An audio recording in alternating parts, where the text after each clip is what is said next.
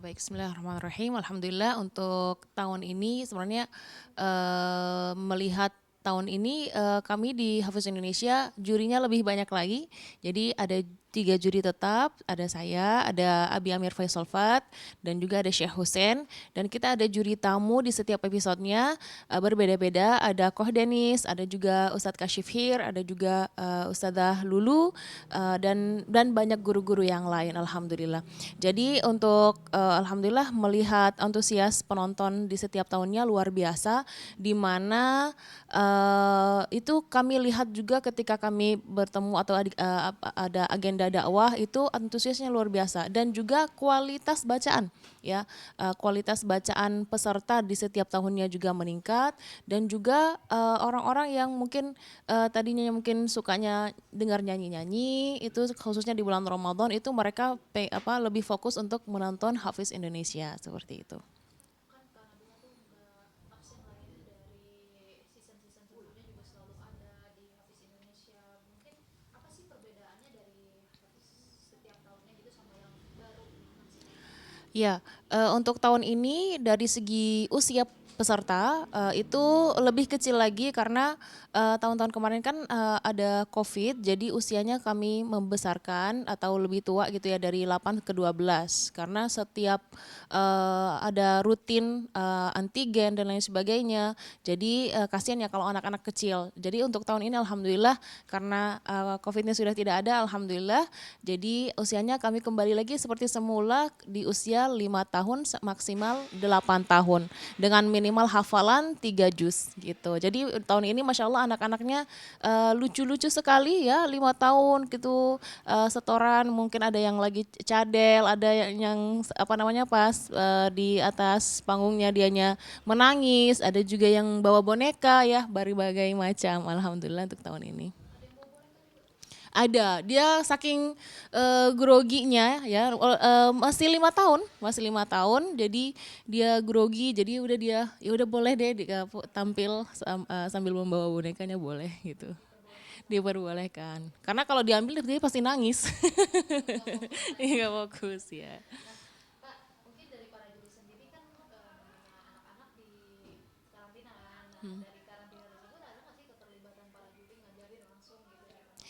Ya, sebenarnya setiap episodenya itu kan ada penilaian dari juri. Nah, dari situ ustadz-ustadz di karantina itu mereka apa namanya melihat apa nih yang kekurangan dari peserta itu mereka dibina lagi di karantina. Jadi kalau secara interaksi langsung itu tidak ada dari juri dengan peserta untuk menjaga kenetralan saat menilai.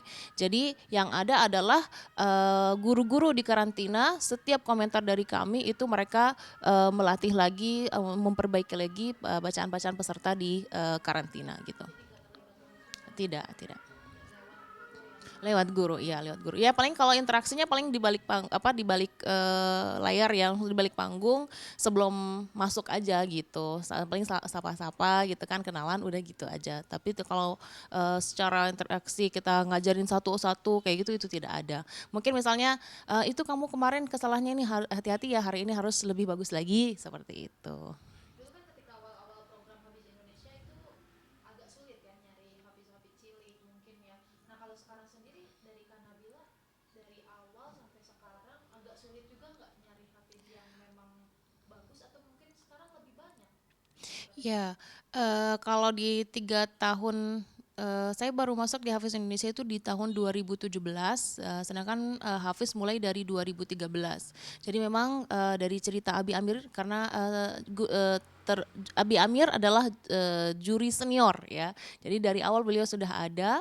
Jadi beliau juga yang mengatakan kalau pas awal itu sampai mereka nyarinya masuk nyari ke rumah-rumah gitu ya. Nyari yang ada yang menghafal Al-Qur'an. Juz 30 aja dulu susah. Sekarang alhamdulillah juz 30 sudah banyak, dan bahkan sudah masih di usia kecil sudah banyak yang sudah 30 juz alhamdulillah. Jadi lebih banyak. Lebih banyak, dan juga kualitas bacaan setiap tahun itu pesertanya Masya Allah juga bagus luar biasa. Karena apa? Karena mereka belajar dari Hafiz tahun-tahun sebelumnya seperti itu. Kan dari program Hafiz Indonesia ini kan banyak orang tua juga yang pengen anak-anaknya mungkin bisa jadi hafizo, jadi hafiz gitu kan.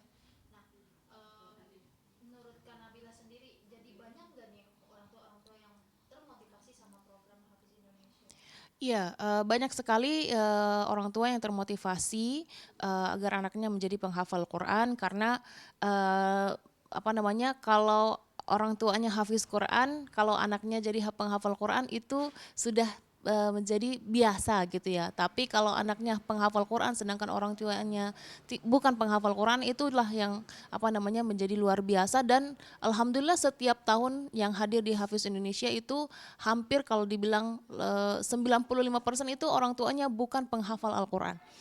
Itu membuktikan apa? Yang pertama adalah kemujizatan Al-Quran yang dimana Allah memudahkan bagi orang-orang yang ingin menghafalnya.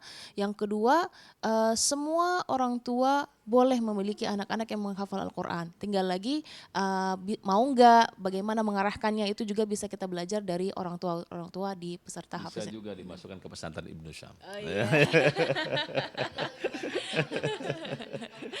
Iya.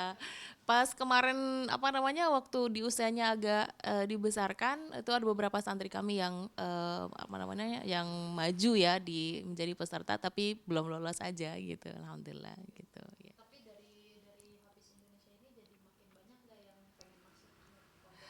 Ya alhamdulillah. Sebenarnya saya lihat makin banyak orang yang pengen menghafal Quran. Yang tadinya mungkin jauh ya penting apa namanya jauh buat apa sih menghafal Quran memang cuma bisa jadi ustadz aja gitu penceramah aja enggak kalau kita lihat bagaimana sekarang alhamdulillah dengan banyaknya penghafal Quran dan juga mereka pinter mereka berkualitas di bidangnya yang berbeda-beda jadi bukan hanya di bidang agama aja seperti itu. Karena Bila kan terkenalnya jadi juri yang tegas ya di Ya. Hafiz Indonesia mungkin. Tapi kalau ada momen-momen lucu kayak kemarin yang viral-viral gitu Iya. kan karena Bila ketawa gitu Iya. kan berarti karena Bila juga masih lucu gitu ya. Masih lucu kayak gimana nih? Soalnya kan terkenalnya tegas gitu. Iya, Galak. galak.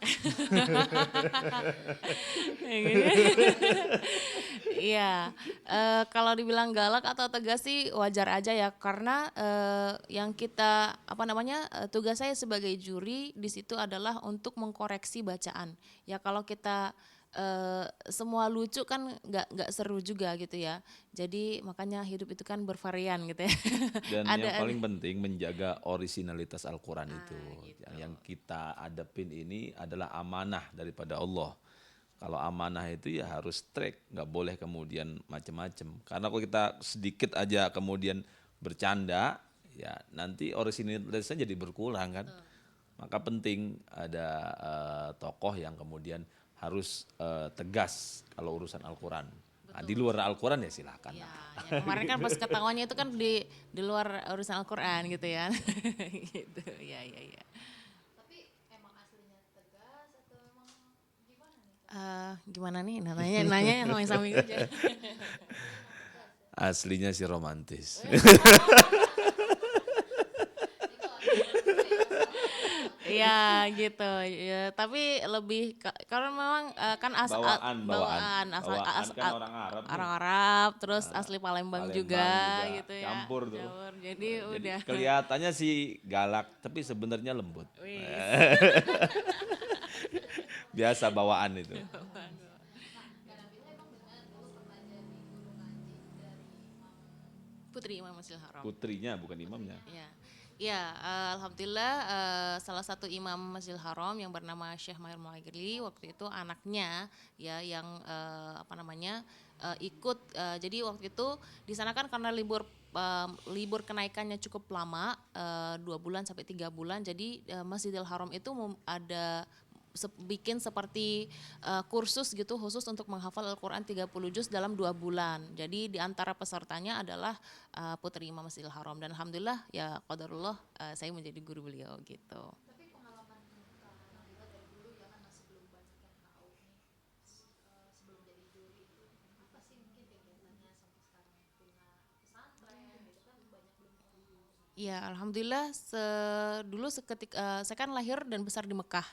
Jadi ketika saya setelah SMA, saya kuliahnya di apa namanya Ma'had Dirasatul Quraniyah. Jadi di situ kami belajar khusus untuk menghafal Quran, memperbaiki bacaan Quran, tajwid dan ilmu-ilmu yang lain. Itu 2 tahun D2.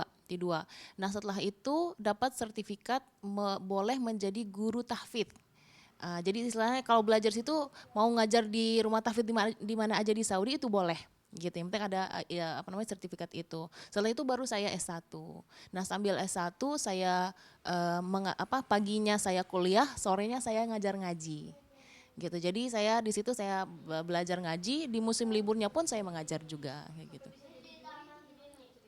Sampai jadi juri, nah Ya, wasilahnya. ya jadi dulu itu kita sedang ada acara di Istiqlal ya kan. Jadi Istiqlal terus kemudian ada salah satu wartawan senior Republika, kawan saya. Beliau sudah wafat ya. Mungkin kenal Daman Huri ya. Nah, itu pengen wawancara saya kan. Saya wawancara istri saya aja saya bilang kan. Nah, ini istri saya ini muridnya gurunya gurunya anak Imam Masjidil Haram. Itulah pertama kali tuh. Pertama kali Republika yang nampil akhirnya ke mana-mana tuh. Nah, setelah itulah baru kemudian ada salah satu kawan kita juga di Hafiz ya Ustadz Deden yang itu merupakan juga tim karantina kontak saya itu istri antum, iya bisa nggak jadi juri? Nah disitulah mulainya itu dari situlah mulainya. Kira-kira. Tapi memang sebelum itu kan memang pernah juga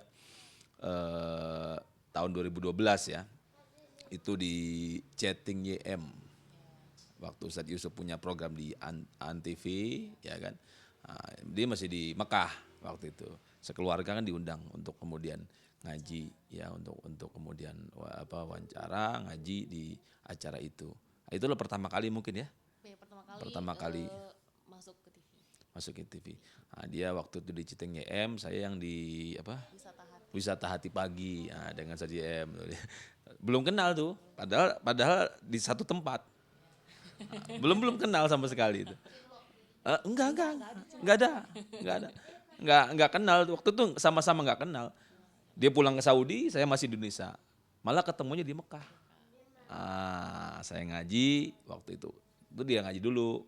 Ada acara keluarga gitu kan, acara di orang Mekah itu ada ngaji udah makan gitu kan. Terus udah ngaji satu-satu, dia ngaji. Ini Ustaz Slamet belum ngaji katanya. Ya, saya suruh ngaji. Saya ngaji di situ. Ada yang berdesir hatinya. Gitu. Itulah ceritanya gitu. Insya Allah mudah-mudahan barokah ya. Dan kita langsung setelah itu bulan depannya kita lamaran, bulan depannya lagi akad nikah di Masjidil Haram. Saya datang lagi ke sana umroh bersama keluarga untuk akad di sana. Di Masjidil Haram. Tentu istikharah dulu ya karena kalau kita sudah masuk ke TV itu apalagi di seperti di RCTI itu akan menjadi gaya hidup kita berubah yang tadinya mungkin ya hanya kita saja gitu yang tahu tapi ketika masuk TV itu lebih terkenal dan itu menjadi PR untuk menjaga keikhlasan. Ya, apakah benar ini mau jadi juri karena Allah atau pengen apa gitu kan kayak gitu.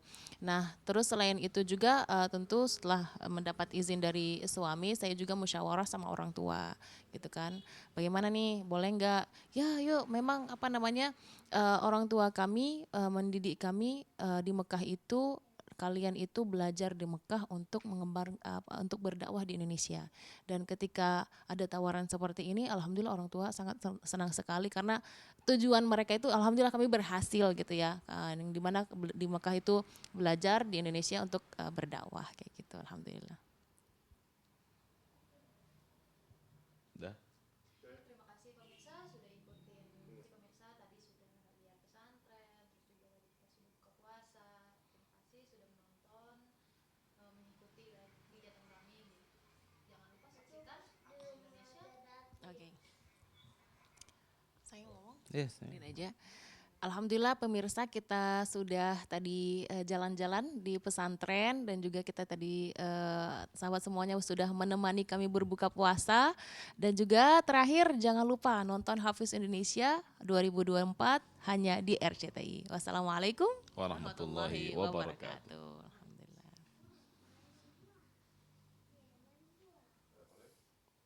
Ustadz ada yang nanya hutang puasa Ramadan tahun yang lalu belum dibayar. Nah, gimana hukumnya nih Pak Ustadz? Apakah tetap harus dikodok Ya. Eh, Assalamualaikum warahmatullahi wabarakatuh. Dainullah haqqu an yuqda. Utang kepada Allah itu lebih wajib untuk dibayar daripada utang kepada manusia. Termasuk hutang puasa Ramadan. Maka bagi siapapun yang pernah punya hutang untuk kemudian belum puasa waktu itu, maka dia wajib mengqadanya walaupun sudah masuk Ramadan berikutnya. Maka dalam fikih kita, dalam fikih madhab Syafi'i, kalau dia kemudian masuk ke Ramadan berikutnya, dia belum membayar hutang Ramadan yang lalu, maka dia double bayarnya. Satu, bayar puasa, yang kedua dia wajib membayar fidyah. Ya, mengeluarkan fidyah itu 1 mud, ya, kurang lebih 600 gram beras buat fakir miskin. 1 hari 1 mud, ya, 1 hari 1 orang fakir miskin. Kalau kemudian dia 2 tahun sebelumnya, berarti berlipat mudnya. Berarti dua mud, kemudian fidyah buat 2 fakir miskin. Maka jangan sampai kemudian kita mengakhirkan urusan hutang dengan Allah Subhanahu wa taala karena pertanggungjawabannya sangat berat, ya. Maka mudah-mudahan kita mampu untuk melaksanakan syariat Allah Subhanahu wa taala. Nah kalau lupa nih mungkin sebelumnya dia udah lupa banget bertahun-tahun tapi diulangi lagi. Nah itu cara bayarnya gimana kan udah lupa gitu. Ya, di kira-kira yang dilebihkan aja. Kalau kita perkirakan 8 tahun, bayar mudnya itu 10 aja, ditambahin 2. Satu sisi dia bayar puasa ya, mengqadha puasanya. Tambahannya lagi adalah membayar fidyah itu. Membayar 600 gram, kalau di Indonesia adalah makanan pokoknya beras, berarti beras. Dilipat gandakan berapa tahun dia kemudian lewatnya. Kalau misalkan 8 tahun kira-kira nih, tambahin aja 10 biar kemudian yakin. Antara 8 atau 9 bingung, tambahin 1 biar yakin. Jadi 10 mud berarti 10 fakir miskin yang 1 hari. Gitu. Jadi berapa hari Berapa? Tergantung dia qadanya berapa hari. nah itu lupa Ya kalau diperkirakan misalkan berapa hari, ya misalkan dia kira-kira 5 hari, ya berarti ditambahin aja 1 hari biar yakin. Atau kalau misalkan lupanya berapa ini antara 7 hari atau 8 hari, tambahin jadi 9 hari. Biar yakin, jangan kurang, lebih baik lebih daripada kurang. Harus tetap puasa. Harus puasa juga membayar fidyah. Tergantung berapa tahun dia kemudian lewatnya. 1 tahun berarti 1 fidyah. 2 tahun berarti 2 fidyah. Selain puasa tadi ya, selain mengqadha puasa tadi. Sakit juga sama. Kalaupun dia sakit, dia harus mengqadha. Harus mengqadha. Kecuali kakek-kakek yang sudah sakit parah, yang menurut dokter tidak mampu kemudian berpuasa.